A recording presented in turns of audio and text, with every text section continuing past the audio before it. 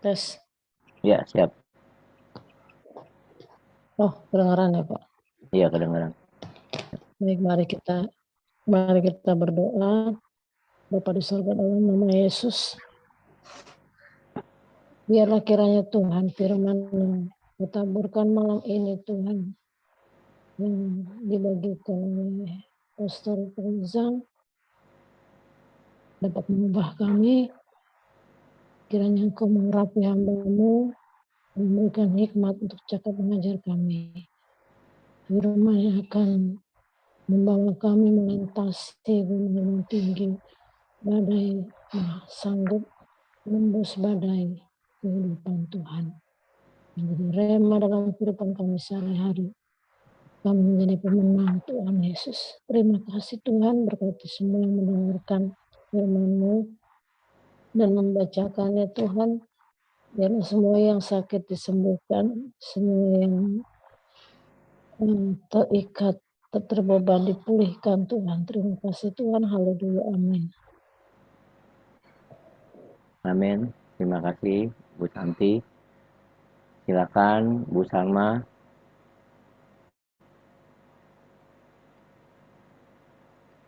Bu Salma bisa membacakan? Ya, silakan Bu Salma. Shalom Pak Apeng. Iya, salam. Shalom Bapak Ibu semua. Saya akan membacakan kebenaran firman Tuhan dari Amsal 24 ayat 1 sampai 34. Beginilah firman Tuhan. Aku akan mencari anggur lagi. Jangan iri kepada orang jahat. Jangan ingin bergaul dengan mereka. Karena hati mereka memikirkan penindasan dan bibir mereka membicarakan bencana. Dengan hikmat rumah didirikan, dengan kepandaian itu ditegakkan, dan dengan pengertian kamar-kamar diisi, dengan bermacam-macam harta benda yang berharga dan menarik. Orang yang bijak lebih berwibawa daripada orang kuat, juga orang yang berpengetahuan daripada orang yang tegap kuat. Karena hanya dengan perencanaan engkau dapat berperang, dan kemenangan tergantung pada penasihat yang banyak. Hikmat terlalu tinggi bagi orang bodoh. Ia tidak membuka mulutnya di pintu gerbang. Siapa selalu merencanakan kejahatan akan disebut penipu. Memikirkan kebodohan mendatangkan dosa, dan si pencemooh adalah kekejian bagi manusia. Jika engkau tawar hati pada masa kesesakan, kecillah kekuatanmu. Bebaskan mereka yang diangkut untuk dibunuh, selamatkan orang-orang terhuyung-huyung menuju tempat pemancingan. Kalau engkau berkata, sungguh kami tidak tahu hal itu. Apakah dia yang menguji hati tidak tahu yang sebenarnya? Apakah dia yang menjaga jiwamu tidak mengetahuinya dan membalas manusia menurut perbuatannya? Anakku, makanlah madu, sebab itu baik, dan tetesan madu manis untuk langit-langit mulutmu. Ketahuilah, demikian hikmat untuk jiwamu. Jika engkau mendapatnya, maka ada masa depan, dan harapanmu tidak akan hilang. Jangan mengintai kediaman orang benar seperti orang fasik. Jangan merusak rumahnya. Sebab 7 kali orang benar jatuh, namun ia bangun kembali. Tapi orang fasik akan roboh dalam bencana. Jangan bersukacita kalau musuhmu jatuh. Jangan hatimu beria-ria kalau ia terperosok, supaya Tuhan tidak melihatnya dan menganggapnya jahat, lalu memalingkan murkanya daripada orang itu. Jangan menjadi marah karena orang berbuat jahat. Jangan iri kepada orang fasik, karena tidak ada masa depan bagi penjahat. Pelita orang fasik akan padam. Hai anakku, takutilah Tuhan dan Raja. Jangan melawan terhadap kedua-duanya. Karena dengan tiba-tiba mereka menimbulkan bencana, dan siapa mengetahui kehancuran yang didatangkan mereka. Juga ini adalah amsal-amsal dari orang bijak. Memandang bulu dalam pengadilan tidaklah baik. Siapa berkata kepada orang fasik, engkau tidak bersalah, akan dikutuki bangsa-bangsa, dilaknatkan suku-suku bangsa. Tapi mereka yang memberi peringatan akan berbahagia, mereka akan mendapat ganjaran berkat. Siapa memberi jawaban yang tepat, mengecup bibir. Selesaikanlah pekerjaanmu di luar, siapkanlah itu di ladang, baru kemudian dirikanlah rumahmu. Jangan menjadi saksi terhadap sesamamu tanpa sebab dan menipu dengan bibirmu. Janganlah berkata, bagaimana ia memperlakukan aku, demikian kuperlakukan dia. Aku membalas orang menurut perbuatannya. Aku melalui ladang seorang pemalas dan kebun anggur orang yang tidak berakal budi. Lihatlah, semua itu ditumbuhi onak, tanahnya tertutup dengan jeruju, dan temboknya sudah roboh. Aku memandangnya, aku memperhatikannya, aku melihatnya dan menarik suatu pelajaran. Tidur sebentar lagi, mengantuk sebentar lagi, melipat tangan sebentar lagi untuk berbaring, melipat tangan sebentar lagi untuk tinggal berbaring. Maka datanglah kemiskinan seperti seorang penyerbu dan kekurangan seperti orang yang bersenjata. Demikian. Ya, silakan Pak Mulya. Ya, baik Pak Apeng. Saya lanjutkan 2 Korintus 4 ayat 1 sampai 18. Oleh kemurahan Allah, kami telah menerima pelayanan ini. Karena itu kami tidak tawar hati, tetapi kami menolak segala perbuatan tersembunyi yang memalukan. Kami tidak berlaku licik dan tidak memasukkan firman Allah. Sebaliknya, kami menyatakan kebenaran. Dan dengan demikian, kami menyerahkan diri kami untuk dipertimbangkan oleh semua orang di hadapan Allah. Jika Injil yang kami beritakan masih tertutup juga, maka ia tertutup untuk mereka yang akan binasa, yaitu orang-orang yang tidak percaya, yang pikirannya telah dibutakan oleh ilah zaman ini, sehingga mereka tidak melihat cahaya Injil tentang kemuliaan Kristus yang adalah gambaran Allah. Sebab bukan diri kami yang kami beritakan, tetapi Yesus Kristus sebagai Tuhan, dan diri kami sebagai hamba-Mu karena kehendak Yesus. Sebab Allah yang telah berfirman, dari dalam gelap akan terbit terang. Ia juga yang membuat terangnya bercahaya di dalam hati kita, supaya kita beroleh terang dari pengetahuan tentang kemuliaan Allah yang nampak pada wajah Kristus. Tetapi harta ini kami punyai dalam bejana tanah liat, supaya nyata bahwa kekuatan yang melimpah-limpah itu berasal dari Allah, bukan dari diri kami. Dalam segala hal kami ditindas, namun tidak terjepit. Kami habis akal, namun tidak berputus asa. Kami dianiaya, namun tidak ditinggalkan sendirian. Kami dihempaskan, namun tidak binasa. Kami senantiasa membawa kematian Yesus di dalam tubuh kami, supaya kehidupan Yesus juga menjadi nyata di dalam tubuh kami. Sebab kami yang masih hidup ini terus-menerus diserahkan kepada maut karena Yesus, supaya jangan hidup Yesus menjadi nyata di dalam tubuh kami yang fana ini. Maka demikianlah maut giat di dalam diri kami dan hidup giat di dalam kamu. Namun karena kami memiliki roh iman yang sama, seperti ada tertulis, aku percaya, sebab itu aku berkata-kata. Maka kami juga percaya dan sebab itu kami juga berkata-kata. Karena kami tahu bahwa Ia yang telah membangkitkan Tuhan Yesus akan membangkitkan kami juga bersama-sama dengan Yesus. Dan Ia akan menghadapkan kami bersama-sama dengan kamu kepada dirinya. Sebab semuanya itu terjadi oleh karena kamu, supaya kasih karunia yang semakin besar berhubung dengan semakin banyaknya orang yang menjadi percaya, menyebabkan semakin melimpahnya ucapan syukur bagi kemuliaan Allah. Sebab itu kami tidak tawar hati. Tetapi meskipun manusia lahiriah kami semakin merosot, namun manusia batiniah kami dibaharui dari sehari ke sehari. Sebab penderitaan ringan yang sekarang ini mengerjakan bagi kami kemuliaan kekal yang melebihi segala-galanya. Jauh lebih besar daripada penderitaan kami.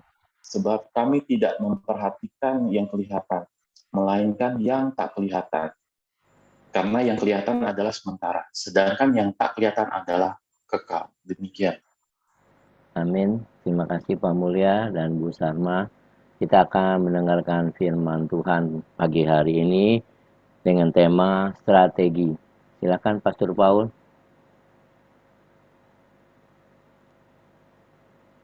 Ya, Pastor Paul silakan. Iya, sebentar saya nyalain mikrofon. Oke, luar biasa firman Tuhannya. Ya, hari ini kita belajar judulnya strategi. Nah, berbahagialah semua orang yang hidupnya selalu menanti-nantikan firman Tuhan, ya. Karena hidupnya itu akan diberi hikmat. Hikmat ini akan mengatur, ya. Strategi itu adalah bagian dari kehidupan, ya. Orang kalau gagal merencanakan, maka dia gagal untuk sukses, saudara. Banyak sekali pekerjaan-pekerjaan itu hancur, ya, nggak jadi, nggak maksimal, karena kita gagal merencanakannya dengan baik, saudara.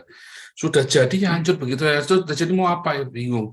Bahkan kadang-kadang ya seringkali malah nggak jadi, saudara. Oh Pak, saya kerja nggak usah direncanain, Pak. Oh, terjadi jadi, nah itulah makanya kerjanya ya gitu-gitu saja.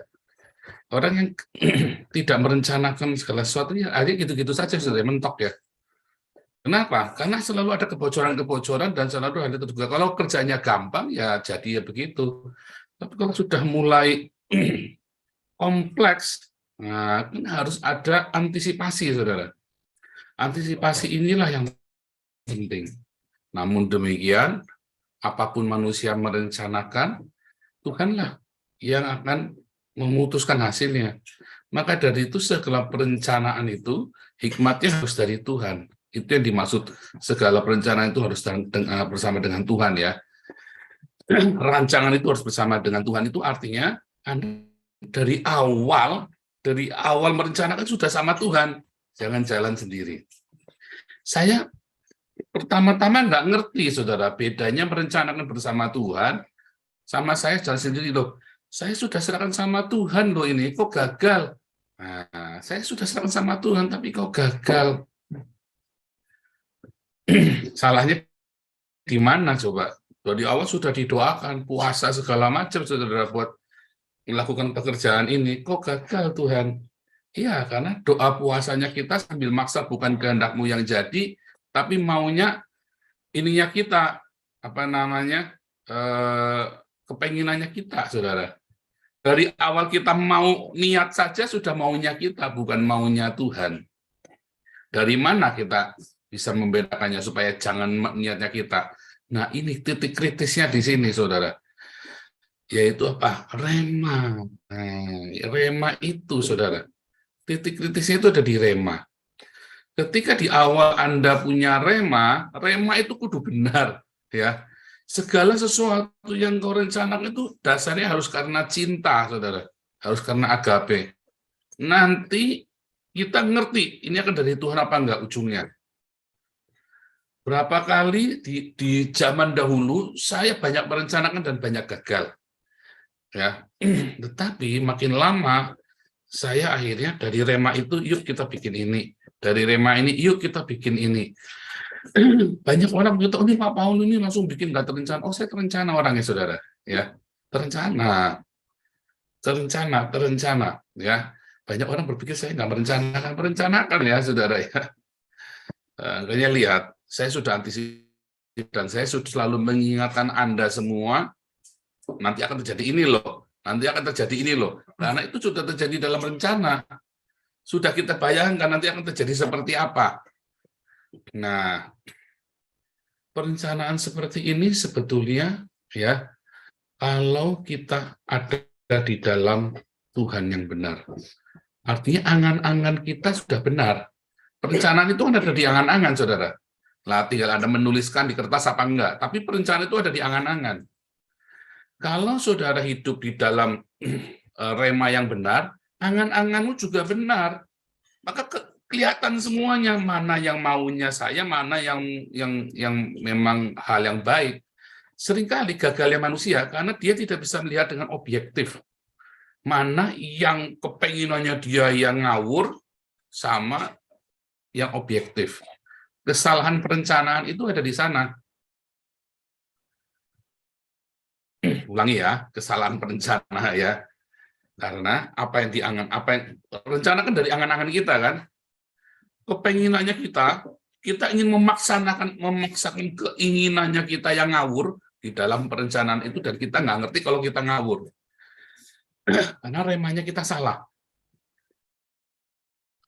Banyak orang-orang di luar Tuhan membuat rencana jauh lebih baik daripada orang-orang yang katanya Kristen, yang katanya beragama. Orang-orang ateis itu ya, dia membuat rencana yang lebih baik daripada orang-orang yang bertuhan, saudara. Yang ngakunya percaya Tuhan. Mau agama apa saja, sama saja pokoknya. Mengapa orang ateis seringkali lebih berhasil, lebih sukses? Karena dia punya perencanaannya matang. Dia nggak akan bilang mau nyalakan Tuhan. Enggak, pokoknya terjadi. Kalau salah ya berarti bukan kehendak Tuhan. Enggak. Dia memuaskan hawa nafsu, enggak juga, saudara. Orang ateis itu tahu mana yang kepenginannya dia, yang realistis, mana yang enggak. Karena dia nggak bisa nyalain siapa-siapa. Gagal atau berhasil, salahnya dia. Makanya dia kudu ngerem hawa nafsunya dia kalau dia mau sukses. Masalahnya setelah sukses itu kemudian dia umbar-umbar, itu yang salah, saudara kan. Makanya banyak orang-orang yang tidak percaya Tuhan malah lebih sukses mengatur negaranya daripada orang yang percaya Tuhan. Yang ngaku-ngaku percaya Tuhan. Maksudnya negara yang beragama jauh tertinggal daripada negara yang ateis, saudara, yang sekuler. Karena orang-orang yang sekuler, negara-negara sekuler, dia merencanakannya dengan objektif. Dia tahu dia nggak bisa salahin siapa-siapa kalau sampai salah. Makanya dia nggak mau melibatkan perasaannya dia dalam perencanaan. Semuanya murni rasional. Nah, sama kalau saudara di dalam Tuhan Yesus merencanakan sesuatu, saudara harus dari rema, sehingga dalam angan-angan itu bersih, saudara bisa clear, bisa gamblang banget. Anda jangan libatkan niatan, aku ingin begini. Bukan. Kan kita bilang Tuhan. Kita mau kehendak Tuhan yang jadi. Maka dari awal kita sudah ngerti ini kehendak Tuhan apa bukan. Dari awal kita sudah ngerti ini kehendak Tuhan apa bukan, saudara.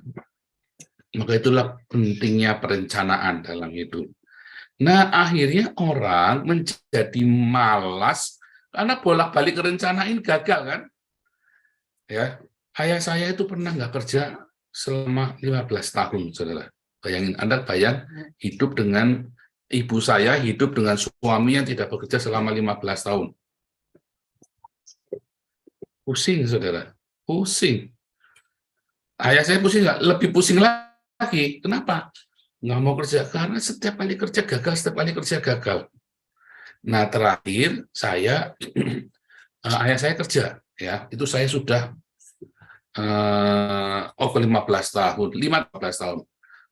Saya kan tinggal dengan ayah saya kan 15 tahun. Selama 15 tahun saya tinggal dengan ayah saya gitu ya. Terakhir saya melihat ya ayah saya bekerja, saudara. Ya, jadi saya umur 5, ayah saya kerja rajin. Kita berkecukupan, bangkrut. Saudara. Lalu selama 5 tahun berikutnya dia nggak mau kerja apa-apa. Karena kerja apa saja tambah hancur, kerja apa saja tambah hancur. Malas nggak? Malas, orang takut kerja, saudara. Akhirnya dia takut, nggak ngerjain apa-apa. Setiap dia pegang semua hancur semua. Nah, kemudian di periode 5 tahun, kan 5 tahun, di periode 5 tahun berikutnya, saya lihat dia kerja, tiba-tiba Tuhan kasih kesempatan buat bekerja lagi, saudara. Lumayan berhasil, sampai bisa beli mobil, segala macam, gitu ya, sukses gitu ya. Tapi tiba-tiba hancur lagi, saudara. Hancur lagi. Mengapa bisa hancur? Saya amatin, saya tanya, salahnya di mana dulu? Salahnya adalah di hawa nafsu. Ketika merencanakan, ambisinya besar sekali, saudara. Nggak realistis. Saya saja ngerti, saudara. Saya saja ngerti. Kalap, kerjanya kalap, karena dia merasa, wah ini rezekinya, ini tahun hokinya dia, saudara. Dia berpikir begitu. Nah, karena dia tahun hokinya dia, dengan kalap dia ngelakukan. Nggak bisa, saudara. Semua itu harus direncanakan. Ya, makanya harus clear, kerja, jangan kalap. Tapi tentu ya, saudara, ada di situ ada berbagai macam dosa juga ya, karena saya melihat orang yang baik sama istrinya, ya, Anda nggak baik dengan istrimu, berkatmu juga terhalang, saudara. Ya kan, berkat satu keluarga ini terhalang. Nah, itu juga salah satu penyebabnya. Karena ayah saya kan sudah di dalam Tuhan kan. Nah, karena prinsip orang kuno, istri itu kudu tunduk sama suami. Jadi kalau istri saya yang jawab sedikit, kalau istrinya dia, mama saya yang jawab sedikit, ditampol, saudara, ditampol beneran ya. Ngomong dikit, salah ngomong ditampol, saudara. Ngeri, saudara. Di malam ada yang cerita KDRT itu ya, juga kasihan juga ya. Cuman itu belum separah yang terjadi dengan orang tua saya. Nah, makanya nggak bisa diberkati juga. Nggak bisa diberkati juga, saudara. Sehingga akhirnya jatuh lagi, nganggur lagi, saudara, dalam tahun-tahun berikutnya. Mami saya yang kerja. Bayangin ya, udah mami saya yang kerja, yang nyekolahin anak-anaknya, papi saya kerja, hancur, tambah kita tambah dalam, tambah stres. Sekeluarga tambah stres. Wah, kita benar-benar kacau sekali, saudara. Kalau hancur itu sampai ngerok ke dalam, saudara, sampai habis semuanya. Apalagi papi saya pernah menjadi penanggung sesamanya kan. Wah, dia dengan sombongnya, nanti aku yang bayarin utangnya kalau ada apa-apa. Tadi yang menjadi penanggung hutang itu ya. Lagi, saudara, sampai kita lagi tidur, tilamnya diambil itu. Kita ngalamin. Ini kan kata semangat, jadi malas. Nah, banyak orang, kalau ada lihat orang malas seperti ini, kita nggak bisa menghakimi dia. Tetapi yang salah dari orang ini adalah ketika dia berhenti kerja. Ketika dia sudah hancur, apapun yang dia kerjakan itu gagal, ya sudah, dia diam dulu, pokoknya kerjain apa saja, tangannya nggak boleh nganggur. Jangan bekerja yang beresiko. Bekerja beresiko itu Anda bisnis sendiri, nah itu beresiko, saudara. Ya, ikut orang dulu, berarti Anda tidak bisa merencanakan dengan baik. Ya udah, ikut orang. Masalahnya ikut orang, sombongnya minta ampun, nggak mau diatur-atur. Nah, repot kan? Kemalasan itu datangnya dari orang yang sombong juga, saudara. Orang karena sombong, dia maunya jadi bos, dia nggak mau diatur-atur, sehingga dia nggak bisa ikut orang, nggak bisa jadi karyawan. Dia harus kerja sendiri kan? Nah, dia kerja sendiri. Nah, dia sendiri orangnya kalap kalau kerja. Akhirnya jadi apa? Nganggur kan? Malas. Dikira malas. Padahal sebenarnya orang ini kalau disuruh kerja jadi. Saya banyak ketemu orang-orang seperti ini, dan saya bilang konyol, termasuk ayah saya. Saya bilang ini konyol, ini bodoh. Kunci dari menerima hikmat itu kerendahan hati, saudara. Ya kan? Saudara mau isi kehidupanmu, saudara mau isi rumah tanggamu dengan benar, kuncinya adalah kerendahan hati. Dari awal, saudara mau kamu dewe, bukan mencoba Tuhan mau apa ya? Ya kan? Lagi ngobrol-ngobrol waras, saudara. Iya, Tuhan kok bikin saya begini, maunya apa ya? Tapi begitu lagi pegang barangnya, pegang kerjaannya, kalap, saudara. Wah, judak. Mau ke karpet dia, istrinya diomel-omelin. Ya kan, sana kerja diomel-omelin, digas terus sama dia kerjaannya. Duitnya disebar-sebar, kolek. Terus Tuhan maunya apa ya? Tuhan maunya apa? Lah kemarin naik kerja kan bukannya tenang, saja satu dulu kerjain beres, duitnya balik, kerja lagi. Ini mau enggak? Ya kolaps lah. Kolaps ya, orang kalau kerja kalap ya, kalau kerja dengan kalap itu ya, kalap itu sampai dia nggak ngukur, pokoknya semua orang percaya semua, nggak ada, saudara. Duitnya balik dulu, kita bayar lagi, dites dulu. Oh gitu nanti nggak berhasil. Ya kalau nggak berhasil udah jangan. Daripada kolaps, kita harus berani. Orang dagang itu ya kolaps. Makanya banyak orang-orang yang terlalu berani seperti itu. Bukan berani, itu namanya kalah, bodoh, tidak berhikmat. Nggak orang seperti ini. Saya cerita ini cerita nyata ya, saudara ya. Bukan cerita bohongan. Saya cerita kehidupan keluarga kami sendiri. Saya sudah umur 17 tahun ketika saya ngerti itu, saudara. Waktu saya mengalami jatuh bangun, kemudian saya kerja sendiri, udah dewasa, udah punya keluarga, kakak saya takut saya itu seperti papi. Tapi saya bilang, enggak lah, enggak bisa lah. Jatuh bangunnya saya kan beda. Dan ketika saya jatuh, saya enggak diem. Saya terus baca buku, saya terus ikut kursus, saya terus belajar sesuatu. Enggak pernah saya diem itu enggak pernah, saudara. Enggak pernah. Saya selalu biarkan tangan saya kerja. Bahkan ketika saya 2 tahun enggak boleh kerja di Eropa ini, di Belanda ini enggak boleh kerja dulu. Dulu juga 3 bulan ya di Jerman nggak boleh ngomong sesuatu ya, belum jelas statusnya di Jerman itu. Saya jadi tukang kebun gitu kan, karena saya kan lulusan teknologi pertanian ya kan, jadi ngebon aja, saya paling praktek aja lah, ngebon aja. Ngebon saudara, tak rapi-rapiin tanaman yang nggak boleh nganggur pokoknya, karena selesai ketika ada nganggur, tamat sudah riwayatmu saudara. Nanggap nggak? Kalau Anda lagi jatuh, kalau Anda lagi di puncak, lalu Anda nganggur, tamat sudah riwayatmu. Jangan kau biarkan tanganmu berhenti bekerja, saudara. Walaupun sudah tua. Makanya di Eropa pun, di Belanda sini, di Jerman, orang kalau sudah tua pun, mereka masih kerja loh, jadi volunteer. Entah itu di gereja, entah itu di panti sosial, entah itu di pemerintah, entah itu, dia jadi volunteer. Sampai ada tetangga kita yang kerjanya khusus ngambilin puntung rokok, saudara. Sehingga lingkungan itu bersih sekali, itu volunteer, saudara. Dan itu orang dihargai sekali, ya, dihargai sekali. Ada yang jadi penjaga keamanan. Kalau di Indonesia itu dihina-hina ya, itu mentalitas. Kalau di sini dihargai, ngambilin sampah plastik itu loh, saudara. Atau di Indonesia itu pernah ada yang viral ya, ngambilin paku dari jalan raya pakai magnet. Karena banyak orang kena, banyak bocor ya kan, gara-gara itu kan. Itu viral kan. Itu berjasa sekali loh, saudara. Bayangin, anak saya tuh pernah kena paku, jam 12 malam, dia nuntun motor 15 kilo jalan, saudara. Ngalamin ya, nah saya ngalamin.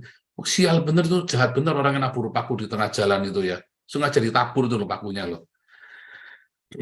Jadi sebenarnya ya masalah strategi ini diawali dari satu, saudara. Kita mau kosongkan hawa nafsu. Kan orang ateis pun tahu, saudara. Jangan nafsunya yang gede, tapi pakai otak yang jernih. Nah, kalau kita di dalam Tuhan Yesus sungguh-sungguh, remanya itu yang akan menuntun kita, saudara. Yang saya lakukan adalah sebuah rema, kita lakukan ini ya, kita rema. Dan saya sudah kebayang nanti bikin ini, saudara. Kalau sampai nggak berhasil, biasanya itu karena saya melihat tunda dulu, orang-orangnya belum mampu. Biasanya begitu, saudara. Karena saya melihat jauh ke depan, kan. Rema itu membuat Anda sanggup melihat jauh ke depan, visi. Ya, satu, kalau Anda ingin berhasil, Anda harus punya perencanaan, punya strategi yang bagus, saudara. Walaupun Anda cuma tukang beca, Anda ngukur badan. Pak, saya tukang beca, diukur badan. Intinya, output sama inputnya harus seimbang. Tenaga yang keluar sama input yang masuk itu harus seimbang. Jangan ngoyo, ya. Sekalipun nggak cukup target, lebih berat lagi kalau kamu sakit. Nggak bisa apa-apa, akhirnya kolaps kan? Bahkan tukang beca saja bisa kolaps, saudara. Ya kan tiap malam naik beca, seharusnya lumayan kan? Sehari dapat misalnya 50.000 misalnya kan? Sebulan dapat 1,5 juta, lumayan. UMR juga, saudara. Bisa hidup nggak? Seharusnya bisa hidup. Tetapi Tapi kemudian karena dia ngoyo, ada kerjaan, wah ini lumayan nih, hari bisa dapat 200.000, aku bisa tak istirahat 2 hari. Tetapi harinya dia dapat 200.000, dia KO-nya sampai 3 minggu. Karena dia nggak ukur saudara, kekuatannya dia sendiri. Nanti ada yang terkilir lah, ya kan? Uratnya terkilir, nggak bisa narik beca lagi. Orang-orang pengusaha kalap saudara, Sabtu Minggu kalap. Ya tadi ya, uangnya utang, modalnya utang, diutang-utangkan lagi saudara. Tanpa dia memperhitungkan hilang gimana. Nah itu perencanaan itu penting saudara ya. Dari rencana yang sederhana. Mungkin merenung dulu. Itulah sebabnya Alkitab ngajarin kita untuk tiap hari meditasi saudara. Pagi ini nih ya, kita ini lagi duduk ini meditasi. Anda sedang bangun tidur, lalu kita mendengarkan pujian, penyembahan sambil Anda ngantuk-ngantuk, terus Anda mendengarkan firman Tuhan yang menggelegar. Setiap pagi kan firman Tuhan yang menggelegar, kan? Ngoyak-ngoyak hatimu kan, dan pik otakmu.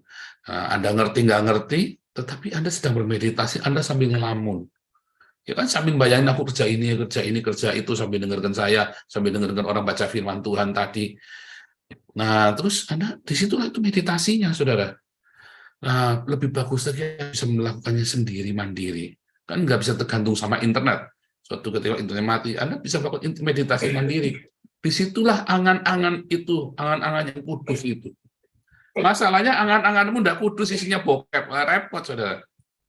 Angan-anganmu isinya iri, dengki, repot. Kenapa? Karena nggak punya cinta. Makanya diawali semua dengan cinta. Semua perencanaan kita itu diawali dengan cinta, dengan agape. Ya, lalu yang kedua, Anda harus punya kerendahan hati. Sebab perencanaan itu akan sia-sia semua. Ngomong lagi rencana waras, saudara.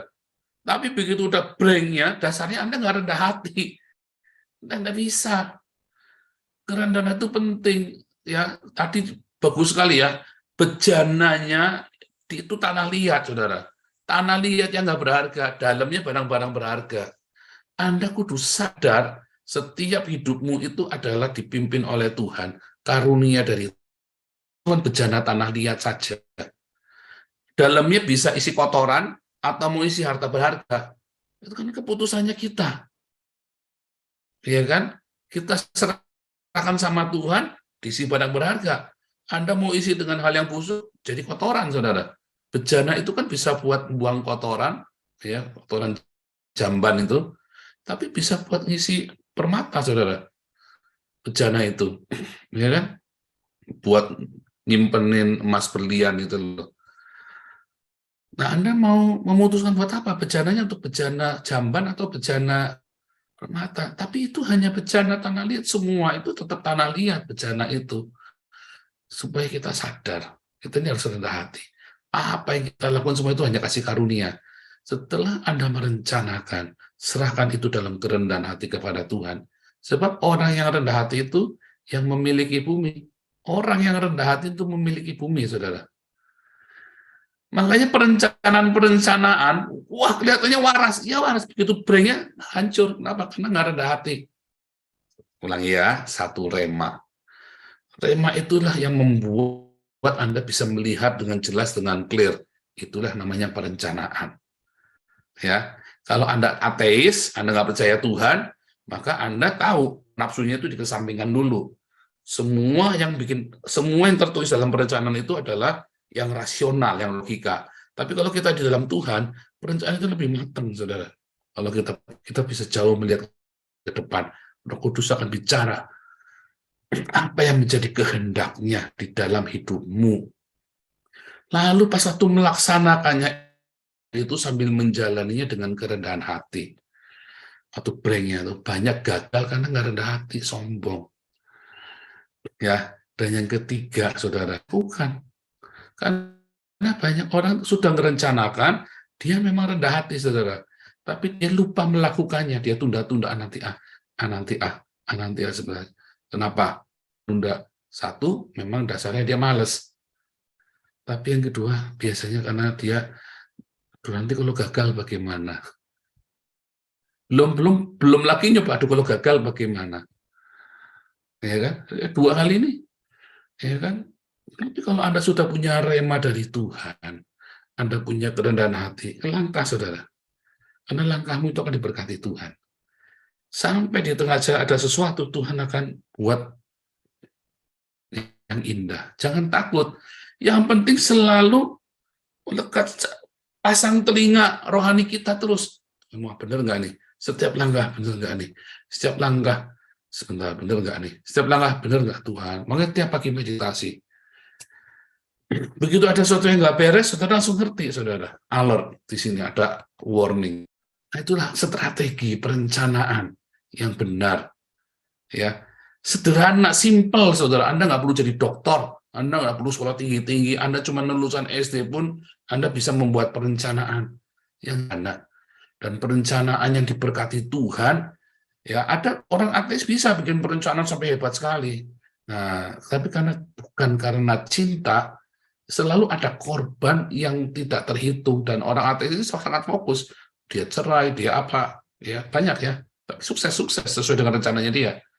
Tapi kita udah di dalam Tuhan, semua rema kita, berkat Tuhanlah yang menjadikan kaya, Tuhan tidak akan menambah kesusahan di dalamnya.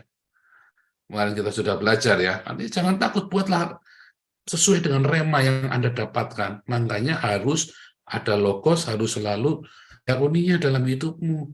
Ya, jadilah rema. Nah, kemudian dalam remanya itu, Anda harus selalu jaga kerendahan hati. Ya, dan kerendahan hati itu terus laksanakan. Simple ya, 3 step ini. Tuhan Yesus memberkati.